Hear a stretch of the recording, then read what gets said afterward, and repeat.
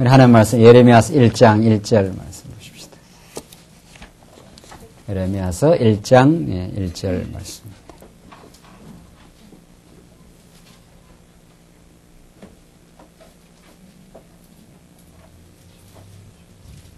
차이신 줄 알고 봉독드리겠습니다. 구약성경 예레미야 1장 1절 말씀입니다. 베냐민 땅 아나돗의 제사장 중 hil기야의 아들 예레미야의 말이라. 아몬의 아들 유다왕 요시야의 다스린 지 13년에 여호와의 말씀이 예레미야에게 임하였고, 요시야의 아들 유다왕 요야김 시대부터 요시야의 아들 유다왕 시드기야의 제 11년 말까지 임하니라. 그의 5월에 예루살렘이 사로잡히니라. 여호와의 말씀이 내게 임하니라. 이르시되 내가 너를 복중에 짓기 전에 너를 알았고, 내가 태에서 나오기 전에 너를 구별하였고, 너를 열방의 선지자로 세웠노라 하시기로, 내가 가로되 슬프도소이다. 주 여호와여 보소서, 나는 아이라 말할 줄을 알지 못하나이다. 여호와께서 내게 이르시되 너는 아이라 하지 말고 내가 너를 누구에게 보내든지 너는 가며 내가 내게 무엇을 명하든지 너는 말할지니라. 너는 그들을 인하여 두려워 말라. 내가 너와 함께하여 너를 구원하리라. 나 여호와의 말이니라 하시고. 우선 18절까지 봉독드렸습니다. 우리 오늘부터 구약 대선지서 가운데 두 번째에 위치하는 그 예레미야 말씀을 통해서 하나님의 언약적 그 뜻을 또 궁극적으로 그 사랑을 우리가 확인하도록 하겠습니다. 오늘 첫 시간이기 때문에 먼저 예레미야 말씀이 떨어진 그 역사적 그 정황, 상황을 우리가 그 위치를 우리가 먼저 확인하면서 이스라엘 역사 가운데 가장 그 치욕적이고 격변의 시대였던 남쪽 유다가 이제 예레미야 그 당대에 참혹하게 무너지는 그 어려운 그 환경 속에 예레미야를 통해서 하나님의 그 통렬한 그 아픔의 심정과 궁극적으로 남쪽 유다를 끝끝내 사랑하시는 그 사랑의 심정을 예레미야 전편을 통해서 그 하나님께서는 예언적으로 그 당대 백성들에게 주신 말씀입니다. 이 말씀은 장차 오실 메시아를 가장 극명하게 하나님께서 당신의 아들을 십자가에 못 박기까지 그 아픔의 사랑을 확인시키시고 마침내 부활을 통해서 이제 하나님의 극적인 그 뜻을 드러낼 것을 이 예레미야서를 통해서 이제 우리들에게 잘 보여줍니다. 1장 그 앞부분에 예레미야가 전한 시기가 어떤 시기인가를 이제 잘 이미 가르쳐 주고 있는데, 우리 대략 역사적 그 상황을 보시면은, 예레미야서는, 북이스라엘이 갈라지고, 북이스라엘이 721년에 아수르에 의해서 완전 패망됩니다. 이사야서는 바로 이 시기에 이제 하나님께서 그 이사야 말씀을 전해요. 북이스라엘 멸망한 걸 보면서 너희 남쪽 유다 너희들도 북이스라엘과 다를 바가 없는 하나님 앞에서 어리석은 백성들이다. 하나님을 떠나 너희들이 안전 보장을 하고 스스로 살려고 하고 하나님을 의지하기보다는 아수르를 더 의지하는 그런 너희들에게 이제 하나님께서 이제 한번 파국으로 몰아갈 것이다. 너희들의 허탄한 그 어리석음을 하나님께서 그냥 두지 않을 것이다. 너희들하고는 반드시 한번 새롭게 깨닫고 하나님의 의로 너희가 살 수 있다는 사실을, 하나님의 능력 가운데 너희가 살아왔다는 사실을 새롭게 깨닫는 하나님의 그 교육이 있을 것이다. 그것이 이미 때리고 싸맬 것이다. 이사야를 통해서 이제 증거해 줍니다. 그 이사야 예언의 말씀의 그 연속성상에서 587년 이제 완전히 바벨론에 의해서 그 붕괴되는 그 시점입니다. 그 이전부터 오늘 본문의 말씀이 나온 대로 요시야 왕부터 시작했는데, 요시야, 여호아하스, 한 5왕이 되는데, 여호아하스, 그 다음, 요시야와 여호야김, 그 다음, 여호야김, 그 다음, 여호야긴, 이건 김이고 여호야긴, 그 다음에 시드기야 이렇게 됩니다. 시드기야에게 두 눈이 뽑혀서 이제 완전히 패망당할 때 바벨론에 의해서 완전히 나라가 붕괴되고 이제 70년 그 포로 생활이라고 하는 이스라엘의 가장 그 치욕적인 시간, 나라가 세워진 나라가 완전히 거들난 그런 그 시간을 거치게 돼. 이 시기에 약 한 40년 정도, 상당히 긴 시간이죠. 예. 뭐 요즘으로 말하면 목사가 한 40년 목회했다, 뭐 그런 뜻입니다. 한 40년 계속 이 이스라엘의 가장 그 격변의 시기, 혼란과 어려움과 마침내 남쪽 유다가 그 붕괴되는 그런 어려운 시대에 온몸으로 이 어려움을 통과하면서 예레미야도 그 고통을 겪으면서 새로운 소망을 가지면서 하나님께서 예레미야라고 하는 그 한 인생의 그 절규와 새로운 소망을 거쳐가면서 하나님은 당신의 뜻을 이제 보여줍니다. 자, 우리는 지금 이런 시기는 이런 시기고, 우리는 예언서를 바라볼 때 하나님께서 왜 지금 그 예언서가 필요하냐 이거죠. 하나님께서 아브라함에게 약속한 언약, 이 3대 언약은 자손 땅 통치라고 하는 자손 땅 통치. 이것이 이제 하나님께서 그 언약하신 가장 기본적인 언약입니다. 이 언약은 하나님께서 역사 1000년을 거치면서 다윗 왕에 와서 이것이 다 이루어집니다. 자손도 번창하고 땅도 정복하고 그 나라를 다윗을 통해서 이루어집니다. 다윗과 솔로몬, 가장 그 이스라엘 역사 가운데 찬란했던 시기. 다윗은 이방 대적들을 마침내 다 섬멸하고, 솔로몬 그 나라를 이어받아서 가장 그 아름다운 시기를 구가했던, 물론 이제 솔로몬 마지막에 또 타락하고 하지만은 그 전반부는 성전을 짓고 하나님을 찬양하고 이 3대 언약이 이루어졌음을, 여기서 총체적으로 이루어졌음을 깨닫고 욥 시편 잠언 전도 아하가스라고 하는 그 놀라운 그 하나님의 5대 속성을 노래하는 그 노래들이 다 대부분 이 시기에 만들어졌지 않았어요? 시편 그렇고 욥기는 조금 더 앞이고, 더 앞에서 욥 시편 잠언 전도 아가 뭐 이런 것들이 전부 이 하나님께서 이 굴곡의 역사였지만은 하나님께서 언약대로 신실하게 그들을 나를 이루어줬다. 이렇게 해서 그 시가서가 만들어집니다.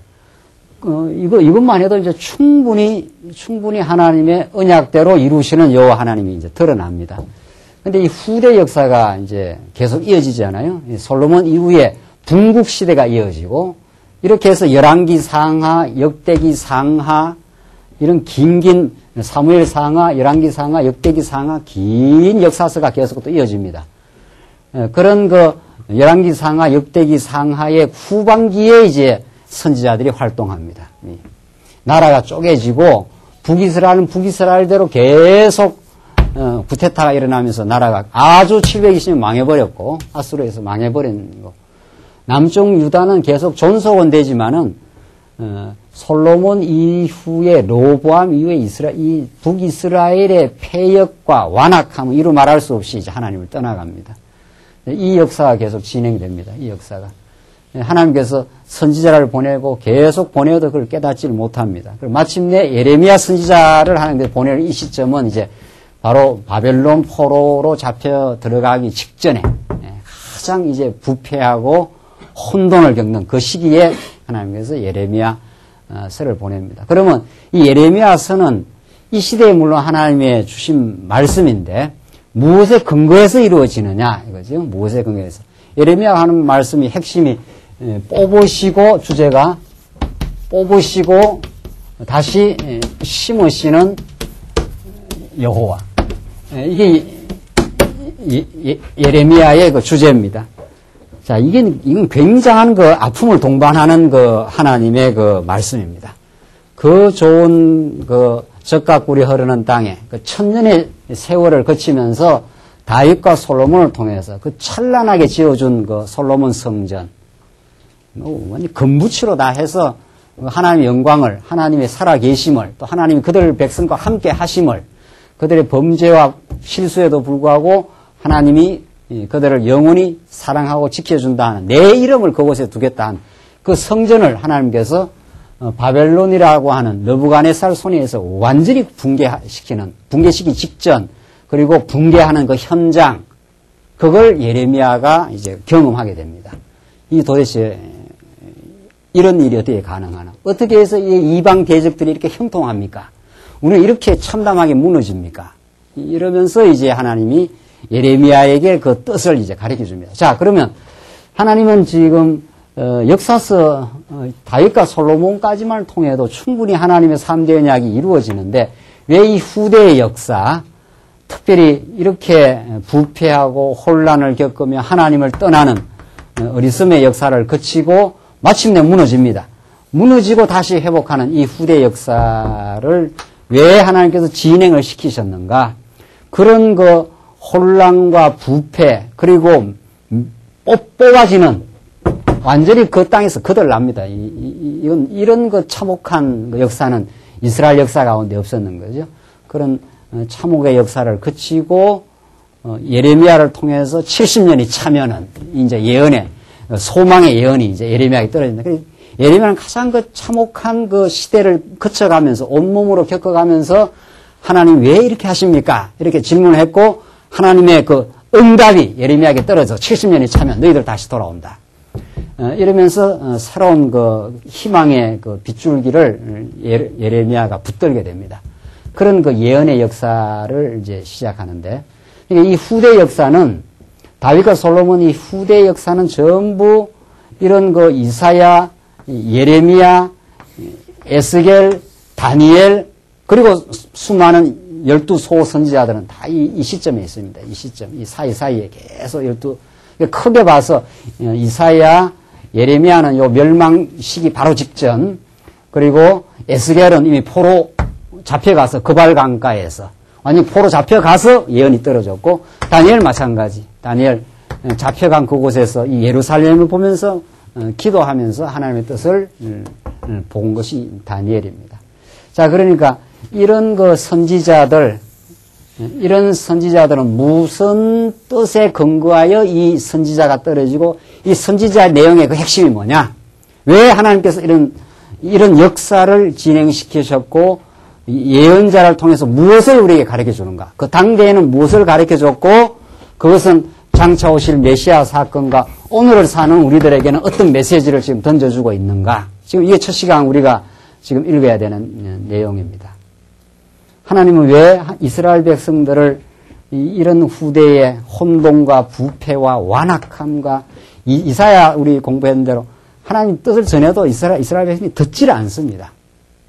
얼마나 인간의 그 부패와 완악함이 듣지를 않습니다. 그래서 너희들 안 됐기 때문에 내가 아예 길을 막아버리겠다. 막고 너희들 이제 한번 망하는 그 때가 온다. 그리고 나서 내가 다시 싸움해주겠다. 그 이사야의 예언대로 진행됩니다. 그러니까 예레미야는 이사야에 근거하고, 이사야는 그 이전에 이제 모세 언약에 근거하고, 이미 모세를 통해서 너희들 이 땅에 들어가서 배부르고 살찌면 나를 음란하듯 떠나갈 것이다. 이게 그 모세 언약입니다. 그래서 너희들 그 범죄 가운데 살 것이고, 그러나 하나님께서 너희들을 때렸다가 다 흩어버린다. 이미 모세 언약이 나와 있어요. 너희들 나를 떠나가기 때문에 깨닫게 해야 될 거 아니냐. 너희들 나를 떠나면 그게 행복이 아닌데. 근데 이스라엘 백성의 탕자가 아버지와 같이 있는 게 참 행복인데, 그 보호와 사랑 중에 사는 건데, 그걸 깨닫지는 못하니까. 내가 여기 왜 있어야 되느냐. 나가겠다는 거 아니에요? 우리 나가는 것처럼 똑같이 이스라엘 백성은 똑같이 나갑니다. 그 나가는 것이 자기들에게 아주 좋다고 생각해서 나가는 거죠. 그걸 하나님이 아시고 허락하는 거죠. 나가봐라 이렇게 되는 거죠. 너희들이 만약에 아수르를 의지하고 바벨론이라는 강대한 나라 애굽을 의지해서 너희가 살 것 같으냐 하면서 하나님께서 이 주변에 강대국들을 다 포진시켜 놓고 애굽도 의지하고 아수르도 한 번씩 의지하고 이렇게 남쪽 유다가 삽니다. 그것이 얼마나 어리석음이라는 것을 이제 깨닫게 합니다. 그래서 다 흩어버립니다. 만방에 다 흩어버리겠다. 하나님께서 한번 매를 들었다 하면은 이 나라를 완전히 거덜내버립니다. 그래서 다 뽑으시겠다, 너희들을. 이 땅에 심어놓았던 이 좋은 나라를 한번 하나님께서 그들 내겠다. 그랬다가 다시 70년이 차서 이 기적같이 이 바벨론에서 다시 돌아오는 역사를 하나님께서 다시 심으시는 그 역사를 통해서 하나님 참 여호와하셨습니다. 우리가 너무도 어리석었습니다. 정말 하나님, 우리의 어리석음에도 불구하고 하나님은 모세와 맺은 언약대로 아브라함과 언약하신 언약의 근거에서 그 역사를 마침내 무너졌지만 우리를 회복시켜서 이 언약의 줄기에서 우리를 아주 떠나가지 않게 하셨습니다라는 이 놀라운 찬양을 만들어내는 역사입니다. 자, 그러니까 지금 예언자가 왜 필요하냐? 만약에 지금 이스라엘 백성들 역사는 계속 이렇게 진행돼요. 하나님을 떠나서 계속 진행됩니다. 계속.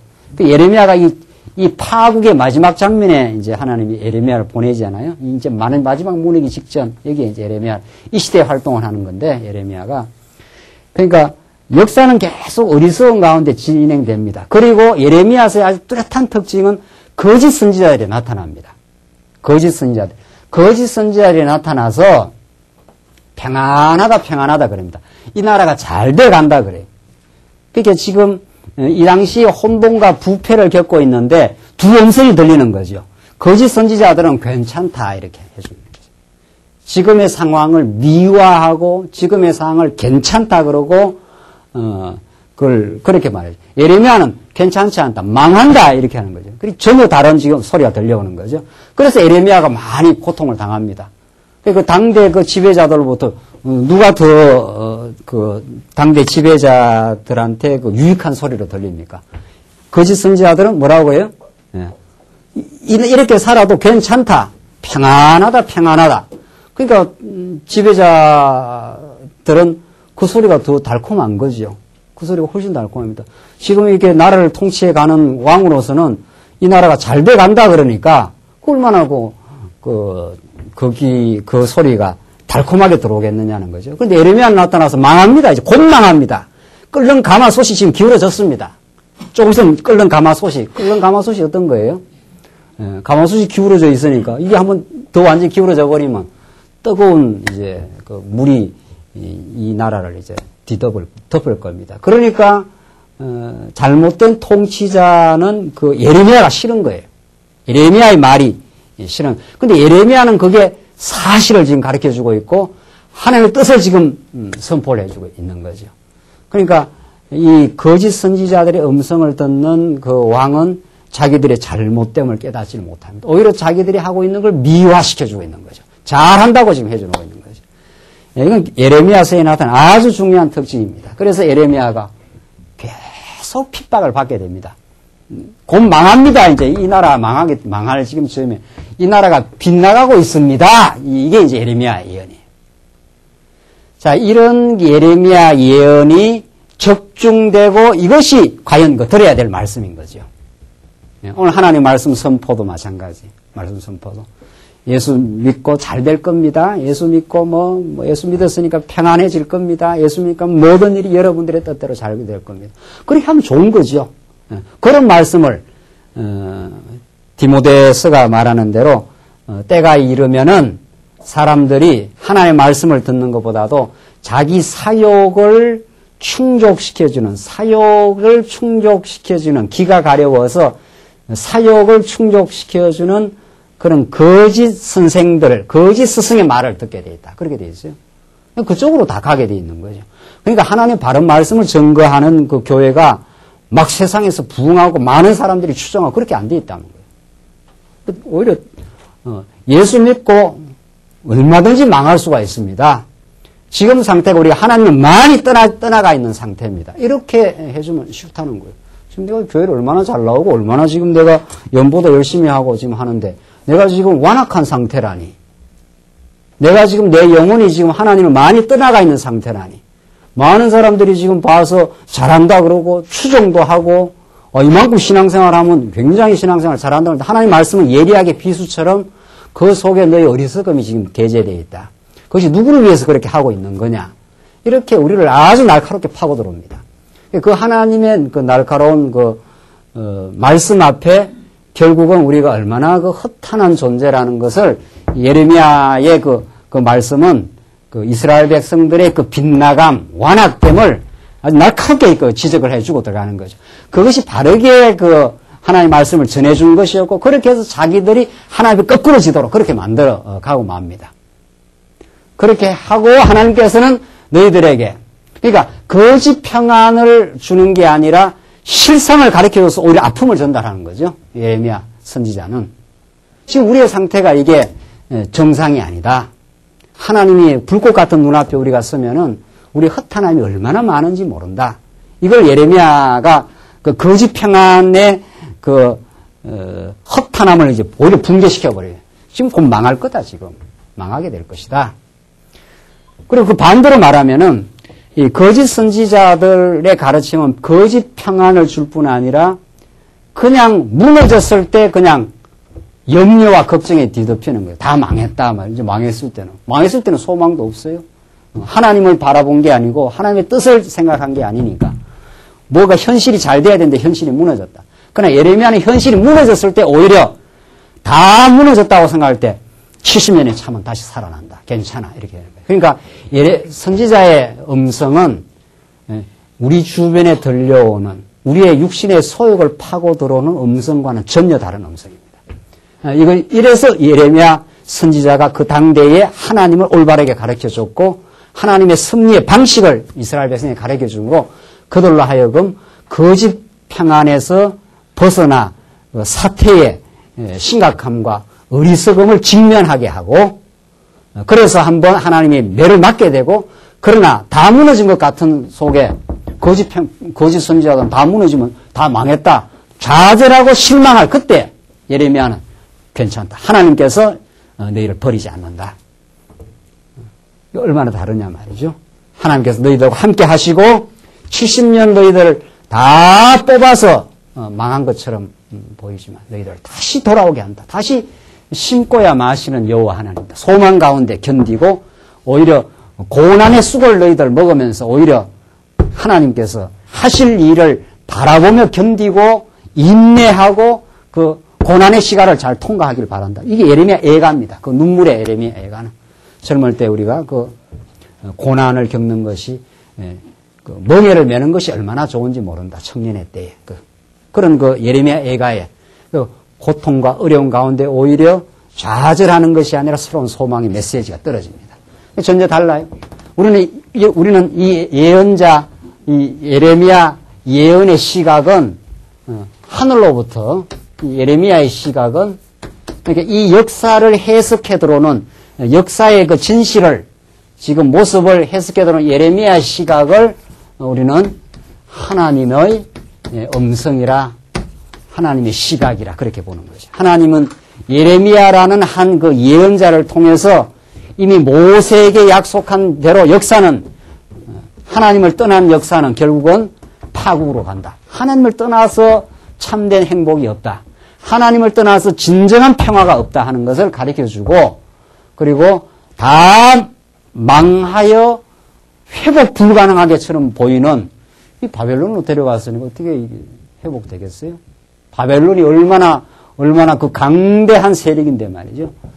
그런 그 절망의 시간 속에 하나님은 예레미야를 통해서 괜찮아.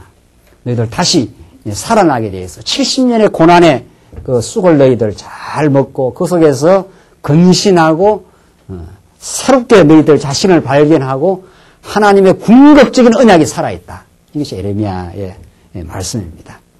이 예레미야 말씀은 우리가 말씀을 그동안 말씀 운동에서 많이 듣기도 하고 깨닫기도 하고 해왔지만 전날보다 더 깊이 파고 들어오는 그 하나님의 그 예리한 그 말씀 앞에 우리의 허탄함, 우리의 치부, 우리의 숨겨놓은 어리석은 생각들 이걸 하나님께서 다 낱낱이 말씀이 운동하여 우리를 폭로시키고 하나님 앞에 고백하게 하고 하나님 내가 이 부분이 어리석었습니다. 이것이 하나님을 의지하지 않고 내가 평안을 갈구하려고 시도했던 어리석음입니다. 이것을 하나님께서는 낱낱이 고발해 낼 겁니다. 거짓 선지자들의 그 음성과 대비를 시키면서 예레미야가 우리들에게 주시는 말씀입니다. 오늘 예레미야서 이런 정말 놀라운 예레미야의 예언의 음성을 통해 우리는 참 하나님이 오늘 우리에게 주시는 말씀으로 정말 참혹하게 무너지지만은 하나님께서 새로운 소망을 뽑아내지만은 새롭게 심으시는 역사를 통해서 메시아를 가르쳐 주고 오늘 우리에게 주시는 뜻을 우리는 읽어낼 수가 있습니다. 우리는 참 긴 예레미야서의 말씀이 오늘 우리가 살아가는 진정한 생명의 말씀으로 우리 다가오기 바랍니다. 한번 보십시다. 이제 예레미야 얼개 구조입니다. 구조가 아주 간략합니다. 뽑으시고 심으시는 하나님을 뽑으심에 대한 예언이 1장부터 29장입니다. 뽑으심에 대한 예언. 뽑으심에 대한 예언. 1장부터 29장까지. 그 다음 심으심에 대한 예언. 이것이 30장부터 52장 마지막 끝까지. 아주 간결한 구조로 되어 있지만은 이게 구체적인 역사 속에서 얼마나 파노라마가 굴곡과 회복이 얼마나 정말 대단했다 하는 것을 우리가 이제 예레미야 이미 역사서를 통해서 확인했는데 역사를 비추어내는 하나님의 크고 위대한 뜻을 우리가 예레미야 때 확인해 보십시다. 우선 1장에서 10장까지가 책망과 멸망에 대한 예언입니다. 책망하시고 너희들 반드시 멸망한다. 책망과 예언. 자, 여기서 우선 책망하시고 책망과 멸망에 대한 예언. 자, 이 부분이 얼마나 놀라운 복음인지 모릅니다. 책망하고 멸망을 시키겠다, 하나님께서. 이게 왜 복음이냐? 왜 이게 하나님의 살아있는 생명의 말씀이냐? 여러분과 저에게 과연 누가 강력하게 책망하고 그러면 이제 멸망하게 될 것이라는 걸 누가 이야기해 주느냐 말이죠. 아무도 그런 소리를 안 해줍니다. 그런 소리를 하기 싫어한다는 거 아니에요. 우리는 다 아첨하는 사람들의 말이 잘 들리는 거지 내게 가혹하게 내 현실을 있는 대로 말해주는 사람은 우리는 다 싫어하는 존재들입니다. 우리 인생이 그렇습니다. 그래서 우리는 본질적으로 하나님의 말씀을 우리는 안 듣는 인생들입니다. 들으라 이스라엘 백성들이여 신명기에서 그게 그렇게 나오는데 정말 우리가 하나님의 말씀 듣는 건 정말 성령의 역사입니다. 우리는 본질적으로 하나님과 같이 된 존재들이기 때문에 하나님의 말씀 안 듣습니다. 내한테 듣기 좋은 말만 듣습니다. 그게 인생입니다. 그걸 여러분들과 저는 너무도 이 예레미야서를 통해서 확인할 수 있습니다. 우리는 어떤 것도 내가 하고 싶어하고 내가 뜻하오는 것을 이루고자 하고 그렇게 하는 것을 정당화시켜주고 미화시켜주고 내 마음에 맞는 소리를 해주면 그 사람을 우리는 좋아합니다. 그래서 그런 사람과 한 둥우리를 트는 거죠. 그게 파당입니다. 신약적으로 고린도서로 말하면은 바울이 참 잘합니다. 바울이 우리가 모든 걸 잘해가고 있습니다. 그렇게 해야 동조하는 세력들이 나오면은 그게 이제 한 무리가 되는 거지요. 그렇게 되면. 그러나 그것이 틀렸어. 아니야. 그렇게 되면 하나님의 뜻을 어그러뜨리는 거야. 그러면 그 사람이 그쪽에서 오히려 왕따가 되는 거 아니에요? 예레미야가 그런 처지이고 바울이 그런 처지였고 진리의 길을 가는 우리 진리의 교회가 다 그런 처지를 지금 입장을 가고 있습니다. 자, 그래서 누가 과연 여러분과 저의 영혼에다가 책망하고 이제 망하게 될 거야, 너희들. 망하게 된다는 메시지를 줄 거냐, 이 말이죠. 우리 예레미야 말씀을 통해서 그 말씀을 정직하게 받아들이고, 이렇게 해서 우리가 한번 무너져야 되는 거구나. 이걸 우리가 깨닫고 다시 예수 안에서 다시 세워지는 놀라운 역사를 우리는 이 말씀이 우리에게 주셔요. 그래서 우리는 이 말씀이 복음이라 합니다. 이 말씀. 그러니까 우리에게 무너져야 할 것이 있고 발견되어야 될 죄악이 있는데 그걸 아무도 지적을 안 해준단 말이에요. 누가 지적을 해요? 다 듣기 좋은 말을 하는 사람 우리 옆에 두고자 한단 말이죠. 친구들 중에도 참 진짜로 사랑하면은 너 친구 너 그러면 안 되잖아. 이게 진짜로 진정한 친구인 거죠. 너 그렇게 하면 너 안 되잖아. 오늘 예레미야서의 책망이 그런 겁니다. 이건 투철한 사랑의 토대를 두고만 이해 가능합니다. 사랑하지 않는 책망은 진정한 책망이 될 수 없지요. 여기도 멸망도 많이. 이 멸망은 앞으로 세워짐을 전제로 해서 한번 무너질 거라고 예레미야가 우리에게 가르치는 걸 한번 봅시다. 자, 우선 1장 한쪽 갈로 1번 죄악에 대한 책망입니다. 죄악을 밝혀내는 예레미야의 음성을 우리가 들어야 되는 거죠. 어떻게 우리의 죄악을 밝혀주는가? 우선 그 책망을 하기 위해서 선지자의 소명을 주십니다. 이제 예레미야를 하나님이 불러서 예레미야라고는 한 인생을 통해서 하시는데 1절로 3절 우리가 읽은 대로 보십시다. 신분 그리고 또 어떤 시기 어떤 상황에서 진술하는가. 베냐민 땅 아나돗의 제사장 중 힐기야의 아들 예레미야의 말이라. 아몬의 아들 유다왕 요시야의 다스린 지 13년에 여호와의 말씀이 예레미야에게 임하였고, 요시야 왕부터 시작됩니다. 요시야의 아들 유다왕 요야김 시대부터 요시야의 아들 유다왕 시드기야의 제 11년 말까지 임하니라. 이해 5월에 예루살렘이 사로잡히니라. 이게 다섯 왕입니다. 요시야, 요아스, 요야김, 시드기야 때 이제 망하고 여호야긴이 바벨론으로 잡혀갑니다. 시드기야는 두 눈이 뽑히고 죽고 여호야긴이 바벨론으로 잡혀가게 되는 마지막 이제 왕의 모습이 마지막에 나옵니다. 자, 그러니까 이게 이제 열왕기 상하 역대기 하에 이제 다 나오는 이 말씀들입니다. 이미 바벨론으로 잡혀가기 580년 잡혀가기 전부터 한번 너부갓네살이 와서 한번 붕괴를 시킵니다. 한번 막 침탈을 하고 그다음에 다시 587년에 다시 와가지고 완전히 이제 그들 내는 이제 장면이 나오는데 참.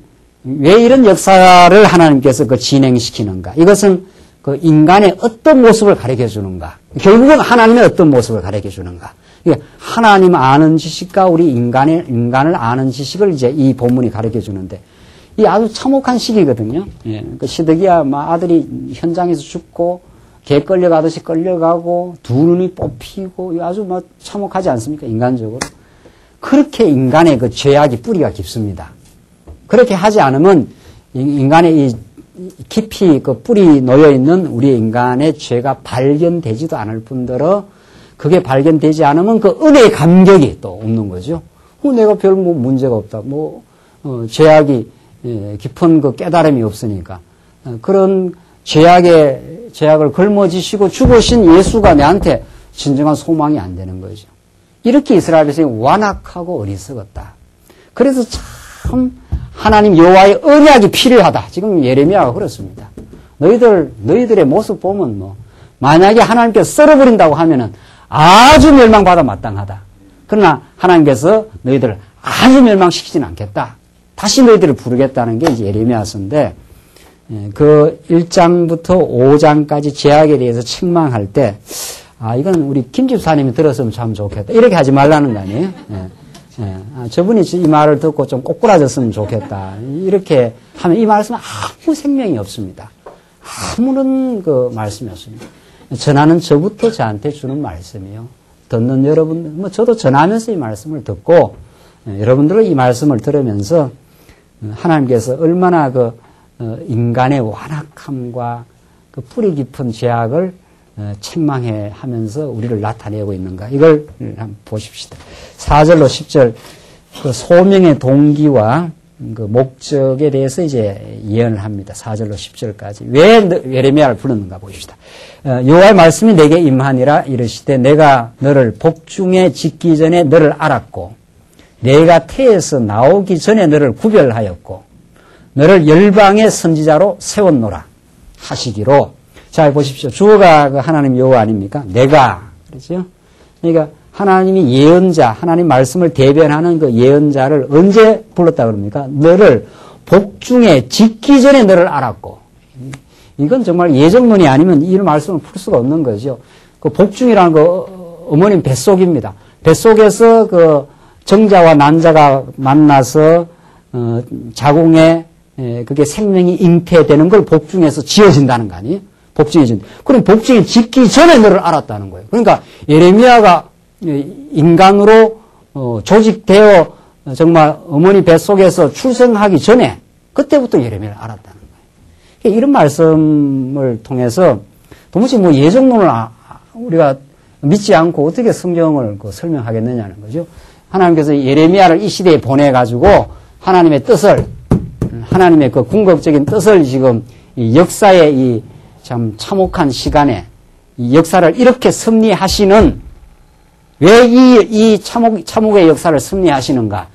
여기에 어떤 하나님의 뜻이 지금 배어 있는가? 이게 이제 예레미야를 통해서 주시는 말씀인데, 그런 예레미야를 복중에서 짓기 전에, 어머니 뱃속에 만들기도 전에 알았다는 거예요. 그러니까 사람이 있지도 않는데 하나님이 그걸 알았다는 거 아니에요? 사람이 뭐 태어나야 내가 저 사람을 안다.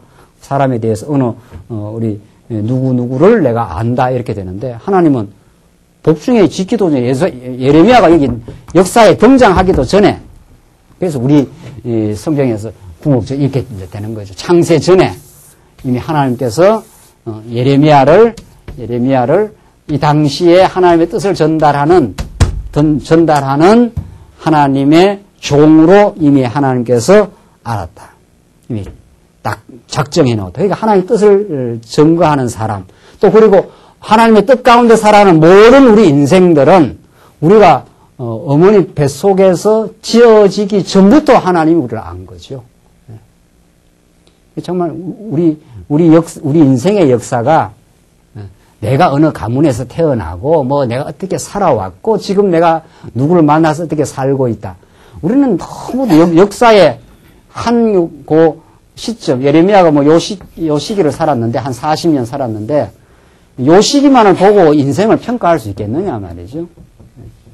벌써 하나님께서 예레미야에게 하나님의 음성과 그 뜻을 전달해 줄 사람을 부를 때 이런 시기에 태어나기 전에, 복중에 짓기 전에 하나님이 예레미야를 이미 다 알았다. 이때 태어나게 해서 하나님의 뜻을 전달할 사람으로 하나님 뜻 가운데서 핍박도 받고 어려움도 받고 그 중에 하나님의 소망을 전달하는 사람으로 하나님이 벌써 그렇게 불렀다는 거죠. 그러니까 요 시기를 암만 들여다봐도 그 하나님의 궁극적 뜻은 안 나옵니다. 여러분과 제가 뭐 어떻게 살았고 이렇게 살았고 지금 뭐 아무리 분석해도 거기에 근본적인 뜻이 나타나는 게 아니죠. 왜 우리가 지난날 어리석음을 겪고 또 때로는 어려움을 겪고 나는 지금 또 헤쳐가야 할 일들이 있고 이게 무슨 뜻이냐? 왜 이런 뜻이 이루어졌느냐? 이건 벌써 예레미야를 벌써 복중에 짓기 전에 내가 너를 알았다. 이미 하나님께서 작정하시고 예정하셔서 이 땅에 하나님의 뜻을 실현하는 도구로 우리를 보내놓으시고 그 뜻을 깨달아 경외하게 만들려고. 그 여호와 경외하는 것이 목적이지 내가 이 땅에서 옹기작 내가 여기서 뭔가를 하고 뭔가 내가 여기서 이루고 이게 뜻이 아니라는 거죠. 그래서 성경은 정말 저 끝에서 이 끝까지를 다 그냥 빼뚫어야 우리는 오늘 여기를 살아가는 하나님의 영원한 날 사랑하시는 그 하나님을 경외하는 뜻이 있다. 지금 예레미야에게 이런 그 하나님의 뜻이 지금 전달되고 있어요. 그러니까 예레미야는 이게 도대체 내가 여기서 예언을 하면서 고통을 받으며 지금 그들이 듣기 싫어하는 말을 지금 해야 되는데 이게 하나님의 뜻이기 때문에 그것이 하나님께서 이미 이런 예정 가운데 됐다는 거예요. 내가 태에서 나오기 전에 너를 구별하였고, 자, 태에서 이제 잉태가 됐는데, 태에서 이제 10달 있다 나오는 거 아닙니까? 나오기 전에 너를 어떻게 해요? 구별을 딱 해놨다. 그 당시 하나님의 선지자로, 예언자로 하나님께서 구별해 놓았다. 이런 표현을 그대로 바울이 받아가지고 사용하지 않아요? 갈라디아서에 내가 어미의 태에서부터 나를 선택하신 하나님. 이게 예레미야도 마찬가지고 바울도 마찬가지고 여러분과 저도 마찬가지. 오늘 이렇게 하나님의 백성으로 오늘 이 시대의 말씀 운동의 사람으로 지금 하나님께서 우리를 이미 구별해 놓고 하나님의 사람으로 성장시켜 가기 위해서 온갖 일들을 지금 겪게 합니다. 하나님의 뜻이 지금 배어져 있는 인생이지 내가 내 뜻을 지금 실현하고 내 뜻을 내 뜻대로 지금 살고자 하는 게 아니라는 게 오늘 이 정말 강력한 이 예정의 메시지, 이 예레미야를 통해서 지금 드러나고 있습니다. 너를 구별하였고 너를 열방의 선지자로 세웠노라. 이 하나님의 그 명령입니다. 내가 세우면 이제 그 일을 할 수밖에 없다. 그 길을 가게 돼 있다. 하시기로 내가 가로되 슬프도소이다. 주 여호와여 보소서 나는 아이라 말할 줄을 알지 못하나이다. 이게 모든 소명 사건에 나타난 그 소명, 부르심을 내가 할 수 없다. 그 고백입니다. 모든 성경에 나타난 하나님이 택한 백성을 부를 때에 이 반응이 그 처음 나타나는 반응들입니다. 이사야도 하나님께서 나타나는 이사야가 나는 망하였다. 나는 하나님 앞에 죄인으로서이다. 거꾸러지잖아요. 할 수 없다. 이 고백이 나옵니다. 하나님이 부르시는데 내가 어떤 사람이 있습니까? 내가 이만하면은 하나님의 뜻을 섬길 어떤 조건과 자격이 있습니다. 이런 거 하나도 없어요. 성경에. 그런 게 없단 말이죠. 하나님이 불러 구별하여 쓰는 하나님의 종들, 모든 하나님의 종들은 예레미야 말씀에 따르면 나는 아이라. 아이라는 것은 내가 미숙해서 아무것도 내가 사방 천지를 내가 구별하지 못하는 아이다. 지금 그 말 아닙니까? 근데 내가 무슨 하나님의 뜻을 전합니까? 참, 여기에 지금 갈등과 참 놀라운 소망이 있습니다. 우리 하나님의 택한 백성에게. 하나님의 뜻을 전하고, 하나님의 교회를 세워가는, 직분자로 우리를 세우는데, 우리가 그런 능력이 없는 사람들입니다. 놀랍게도 알고 보면은. 인간적으로 말한다면은. 예레미야가 나는 아이라 그러잖아요. 슬프도. 하나님이 이 거룩한 뜻을 전달해야 되는데, 그에 부합한 능력이라든가 자질이 있어야 되는데, 그게 없다는 겁니다. 그게. 이 부정 속에 하나님의 이제 긍정이 드러나는데, 나는 아이라. 나는 아이라. 말할 줄을 알지 못하는 아이다. 예언자가 하는 게 뭐예요? 말을 해야 되는데, 예언을 해야 되는데, 말을 못하는 아이를 내가 아이 같은 나를 불렀으니까 이걸 어떻게 감당을 해야 됩니까? 그래서 모든 하나님의 종은 하나님께서 주시는 지혜와 하나님 주시는 능력을 의지하는 것, 기도를 할 수밖에 없어요. 그래서 정말 쉬지 않고 하나님이 우리를 붙들어 주셔야 합니다. 하나님 붙들지 않으면 이 일을 할 수가 없습니다. 강단에서 제가 말씀 전가하는 것도 너무도 그건 아주 작은 하나님의 뜻이지만 그건 마찬가지예요. 여러분 교회를 섬기는 모든 일도 마찬가지입니다. 이게 아주 정 코스입니다. 이게 나는 아이라. 말할 줄을 알지 못하니까. 모세를 하나님 부르지 않아요? 모세가 아주 기고만장해가지고 말이에요. 자기 동료 백성들을 핍박하는 바로의 군대를 쳐 죽이고 말이죠. 아주 기세등등해서 하나님께서 그럴 때 안 씁니다. 그럴 때 하나님께서 안 써요. 그래서 40년 유리 방황하는 정말 낮아지고 낮아지는 40년의 세월을 거쳐 80세에 부르지 않아요? 모세를. 가라. 내 백성을 여기서 불러내라. 그럼 모세가 뭐라 그럽니까? 내 많은 사람이 있습니까? 이렇게 등장하지 않습니다. 난 할 수 없습니다. 내가 할 수 없습니다. 너희들을 하는 게 아니야. 내가 할 능력을 주니까 가라. 몇 차례 징표를 보여줘도 모세가 그걸 못합니다. 내가 말을 잘 못합니다. 하나님께서 말 잘하는 아론을 붙여준다. 가. 이렇게 되는 거죠. 그래서 하나님께서는 모세를 부를 때나 예레미야를 부를 때나 바울을 언제 부릅니까? 바울을 아주 기고만장해서 자기 의에 사로잡힌 바울을 꺾어놓으시고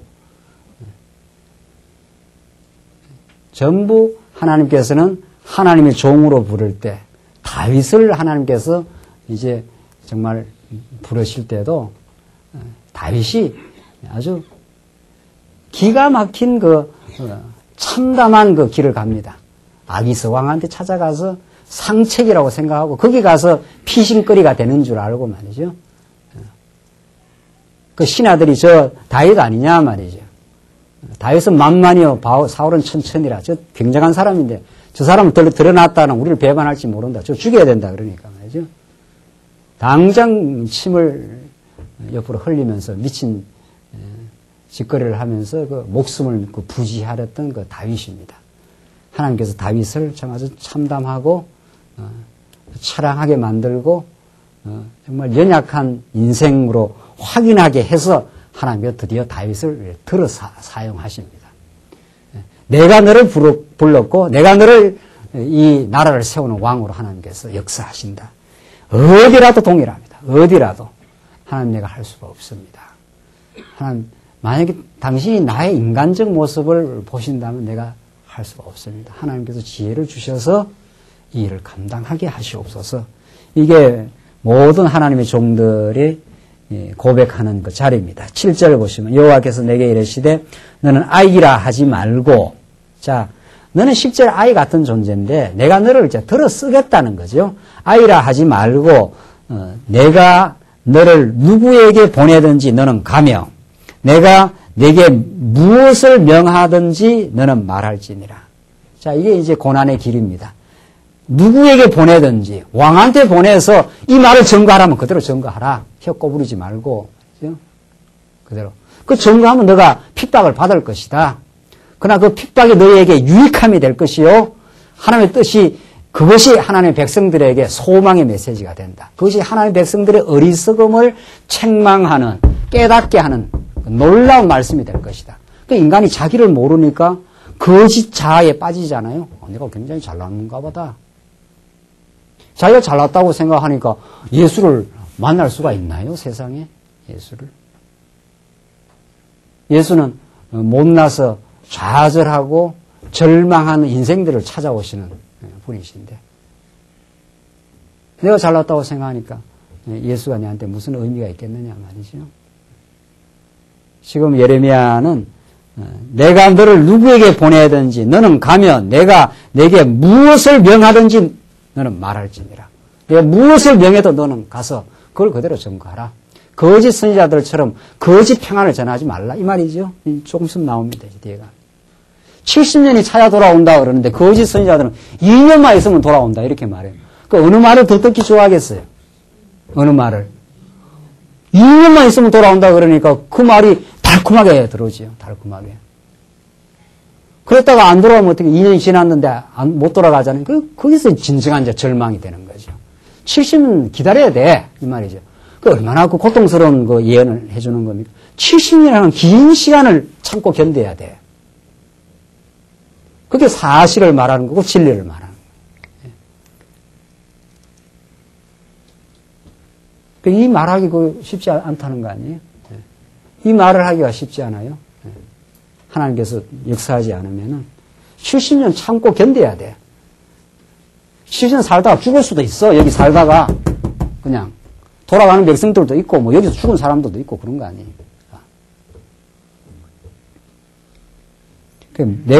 내게 무엇을 명하든지 너는 말할지니라. 이게 하나님의 뜻이다. 하나님의 뜻을 그대로 선포해줘라. 그게 그들에게 생명이 된다. 그들에게 사탕 발림으로 살짝 그렇게 되는 게 아니다. 그게 그들의 진면목을 깨닫게 하고 정말 하나님 여호와만을 의지하게 되고 그리고 고난을 성숙의 계기로 받아들이는 복된 정말 살아있는 뜻이 될 것이다. 8절 너는 그들을 인하여 두려워 말라. 얼마나 두렵겠어요?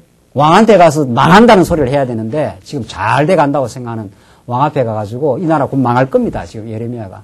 그 말을 해야 되거든요. 저거 옥에 가다 집어넣어 이렇게 될 거 아니에요? 그들을 인하여 두려워 말라. 내가 너와 함께하여 너를 구원하리라. 나 여호와의 말이니라 하시고 두려워하지 말라. 핍박이 와도 내가 너와 함께하여 너를 구원하리라. 이게 하나님의 뜻을 우리 추구하는 모든 하나님 택한 백성들이 가는 길입니다. 우리에게 어려움이 닥치고 고난이 와도 하나님이 허락하신 것이요. 그걸 두려워하지 말라. 그 속에 동행하시는 하나님, 고난 가운데 동행하시는 하나님이 계시고 그것이 우리에게 참다운 유익이 된다. 그 고난을 겪을 때라 우리의 잘난 모습, 어리석은 생각들이 포기되고 정말 진정한 자아를 발견하게 되고 그 속에 하나님의 놀라운 사랑을 우리는 발견하게 되어 참다운 그 구원의 길에 우리는 이르게 된다. 이게 예레미야에 이게 주신 하나님의 말씀입니다. 9절 구체적으로 어떤 말씀을 전하라고 말합니까? 여호와께서 그 손을 내밀어 내 입에 대시며 내게 이르시되 보라 내가 내 말을 내 입에 두었노라. 그러니까 예레미야가 막 말하는 게 아니고 하나님께서 내 말을 내 입에 두어 그렇게 지금 전하게 하겠다. 하나님께서 그 지혜도 주고 그 말할 수 있는 힘도 주고 용기도 줘서 전하게 하겠다. 보라 내가 오늘날 너를 열방 만국 위에 세우고 너로 뽑으며 파괴하며 파멸하며 넘어뜨리며 건설하며 심게 하였느니라. 이 창조적 파괴입니다. 이게 하나님은 멸망을 시키는데 아주 멸망케 하려고 멸망시키는 법이 없다 이 말이죠. 새로운 창조를 준비해놓고 파괴시키겠다. 지금 그 말이죠. 이게 하나님께서 예레미야에게 주신 말씀입니다. 우리에게서 무너지지 않았으면 하는 나의 명예도 있지 않아요? 내가 지금 아주 소중하게 생각하는 나의 재산도 있지 않아요? 내가 지금 나를 지탱해 준다고 생각하는 내 인맥도 있지 않아요? 나를 지지해 주는 사람도 있지 않아요? 그게 한번 무너질 날이 있을 것이다. 그게 무너져야 너가 하나님만을 의지하고 바라게 될 것이다. 그 말이거든요. 그러니까 그걸 우리가 안 무너뜨리려고 지금 다 안간힘을 쓰는 거거든. 이 세상 살이는 전부. 내가 구축해 놓은 명망, 명예, 모든 것들. 그것을 의지하는 만큼 하나님을 의지하는 강렬한 신앙은 없는 거죠. 그래서 우리 인생사가 다 그걸 하나님께서 무너뜨리는 과정들입니다. 그래서 아픔이 있는 거 아니에요? 내가 기대했던 사람들, 내가 기대했던 사업들, 내가 기대했던 내 나름대로 포장하고 사람들 앞에 유지해온 그 명예들 하나님께서 한번 깡그리 무너뜨리겠다는 거죠. 베드로가 얼마나 그 자신감이 넘쳤습니까? 그 제자들 12제자 앞에서 그거 12제자들 앞에서 지금 호언장담하는 거거든요.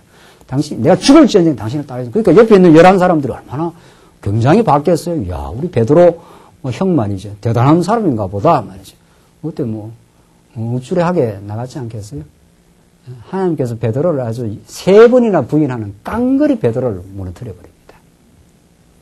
그 속에 베드로는 자신의 본래의 모습을 발견합니다. 하나님은 결국 우리의 본래 모습을 발견하고 그 치부와 어리석음을 사랑하시는 하나님을 가르쳐 주는 거거든요. 우리 있는 대로 오라는 거 아니에요? 있는 대로.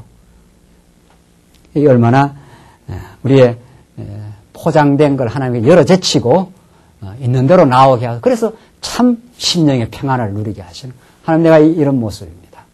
이게 나의 그 본래의 모습입니다. 이 모습을 하나님이 용납해 주시고 받아주시고 용서해 주시고 나를 새롭게 변화하게 하시옵소서. 이게 우리의 언제나 하나님의 그 영광스러운 말씀 앞에 우리가 서는 우리의 자세입니다. 오늘 예레미야 선지자를 통해서 내가 너를 열방 만국 위에 세우고 너로 뽑으며 파괴하며 파멸하며 넘어뜨리겠다. 여기서 지금 이스라엘 백성들이 얼마나 많이 세워놓은 것들이 많아요. 이게 하나님 떠나서 세워놓고 붙들고 있는 것들이거든. 이거 내가 깡그리 무너뜨려 버리겠다. 여기서 이제 무너집니다. 여기서. 그게 무너졌을 때 내가 서 있던 지지 기반들, 내가 서 있던 자리가 다 무너지는 그 아픔들, 황망함, 이걸 하나님께서 우리에게 겪게 하십니다. 그 시간이 우리에게는 힘들고 아프지만은 그거야말로 위로부터 내려오는 구원의 밧줄을 발견하게 되는 놀라운 하나님의 그 사랑의 표현들입니다. 누가 이런 인생의 길을 가지 않는 사람이 있느냐 말이죠. 하나님의 택한 백성이라면은 예레미야가 지금 가르치는 이런 길을 가지 않는 사람이 없습니다. 그래도 이 과정을 거치면서 우리는 그걸 해석 못해서 우리가 괴로워합니다. 때로는. 그러나 예레미야 선지자는 이걸 드디어 하늘의 시각을 가지고 너희들이 왜 이런 길을 갔는지 내가 이제 알려주겠다는 거죠.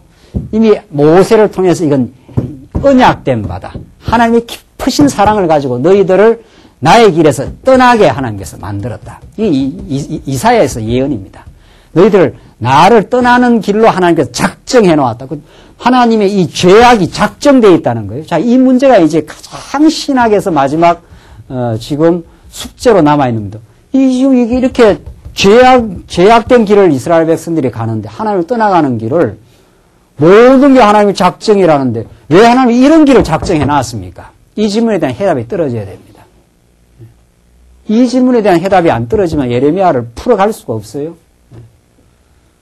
하나님이 모든 능력 많으시고 하신 분이 그냥 곧장 바른 길을 이렇게 가게 해서 그냥 그렇게 살게 하면 우리에게는 무너지는 아픔도 없고 고통도 없고 고난의 쑥을 먹어야 될 그런 시간도 우리에겐 필요하지 않고 그냥 잘 살 건데 말이죠. 왜 이 이스라엘 백성들의 이 혼란과 부패, 완악함, 그래서 하나님의 말씀을 듣지 않음, 그것 때문에 한번 무너지는 그 역사가 있느냐 말이죠. 이것이 무엇을 보여주기 위한 역사나, 그러니까 하나님의 작정, 하나님의 언약의 말씀, 그 언약 가운데 이스라엘 백성들이 얼마나 그 어리석을 수 있다는 사실, 그래서 파국으로 간다는 이 사실을 통해서 무엇을 우리에게 가르쳐 주는가?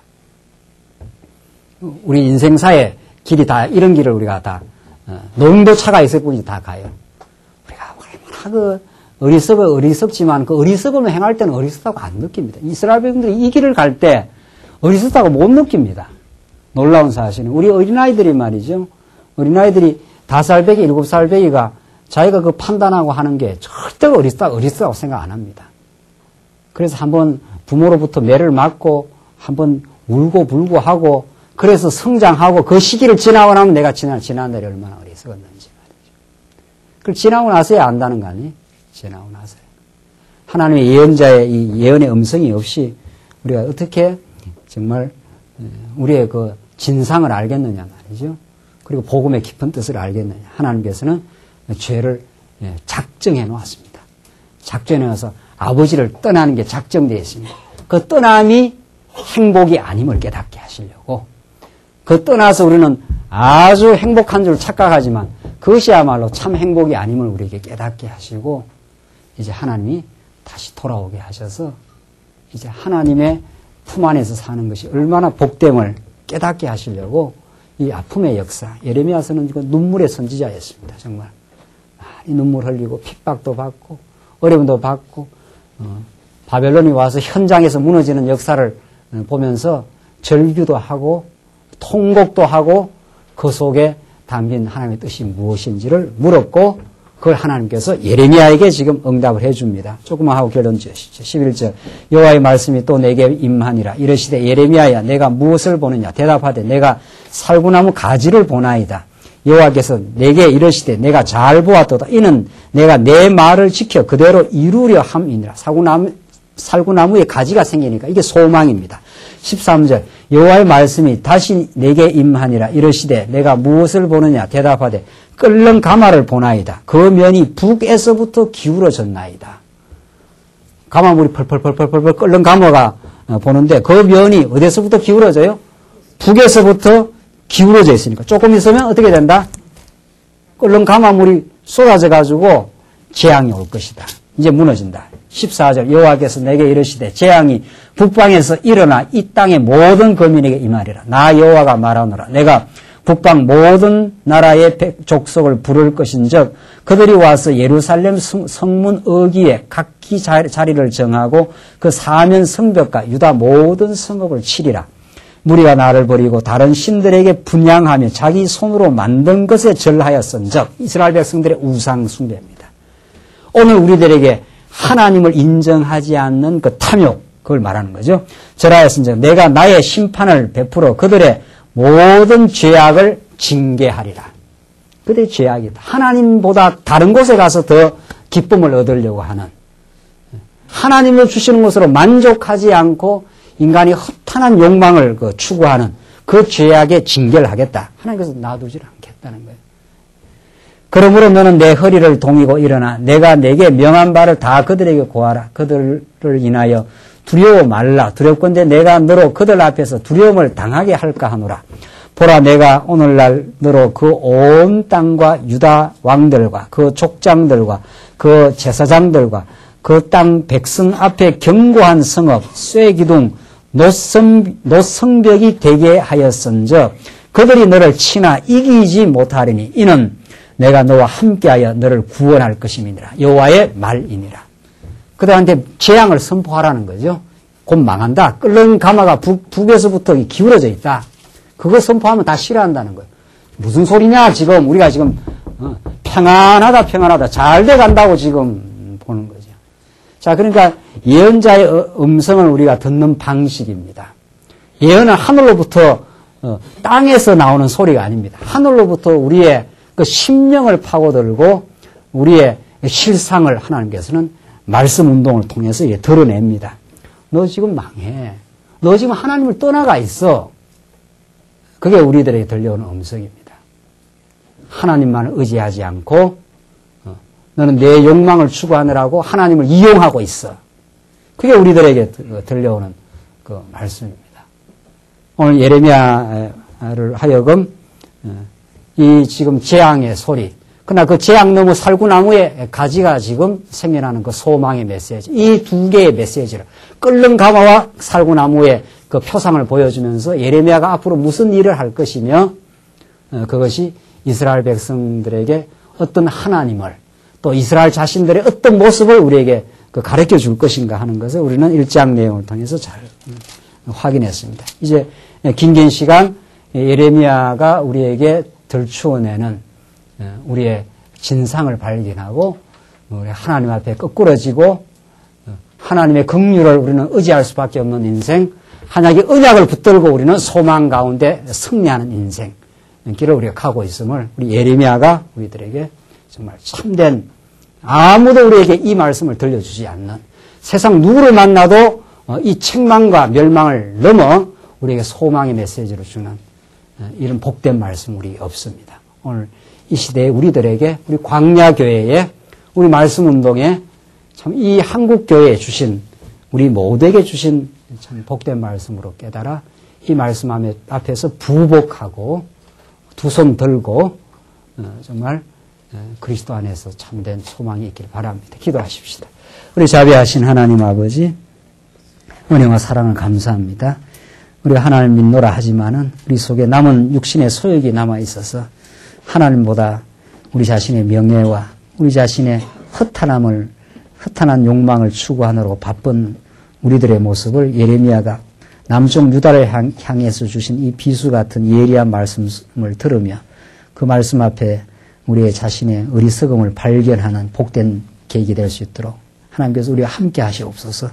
우리가 때로는 하나님의 징계를 받아 무너질 때 오히려 하나님의 깊은 뜻과 사랑이 있어서 우리를 새롭게 고난 가운데 우리를 만들어 가시는 하나님의 소망을 바라며 저희들 힘있게 살도록 주께서 우리와 함께 하시옵소서. 예수님 이름으로 기도하옵나이다. 아멘.